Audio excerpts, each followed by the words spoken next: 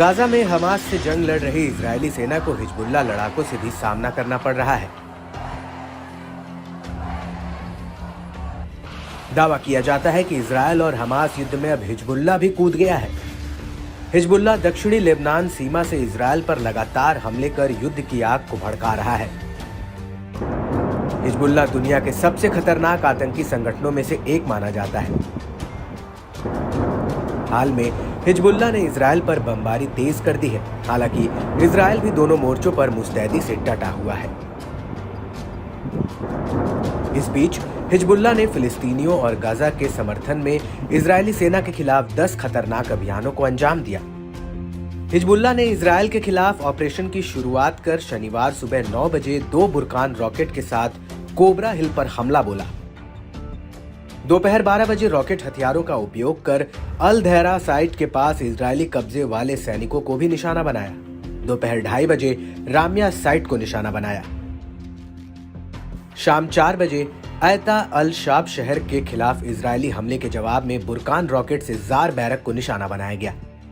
इसके बाद इजरायल के कब्जे वाले लेबनानी शीबा फार्म्स में 2 इजरायली साइटों पर हमला किया गया।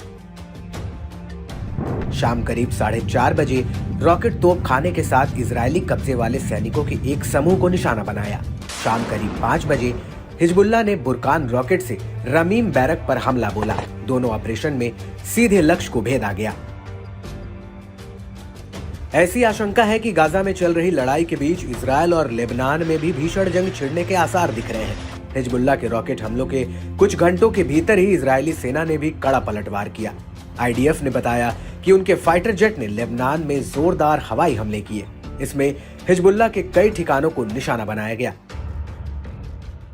इस बीच हिजबुल्लाह लड़ाके की मौत पर हिजबुल्लाह नेता ने इजरायल को कड़ा संदेश दिया।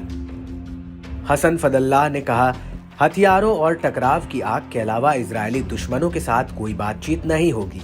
हिजबुल्लाह अपने रुख और इजरायली कब्जे के विरोध के अपने अधिकार पर दृढ़ रहेगा। प्रतिरोध विजयी रहेगा।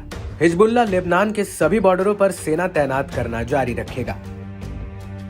बता दें कि 8 अक्टूबर के बाद से हिजबुल्लाह आतंकी संगठन इजरायल के इलाकों में रोजाना लेबनान बॉर्डर से सैन्य चौकियों और रिहायशी इलाकों में हमला करने से बाज नहीं आ रहा है। हिजबुल्लाह की ओर से ये हमले गाजा में हमास आतंकी संगठन के समर्थन में किए जा रहे हैं। इजरायल की ओर से आरोप लगाया जाता है कि हिजबुल्लाह को ईरान पर्दे के पीछे से आर्थिक और हथियारों की मदद करता है।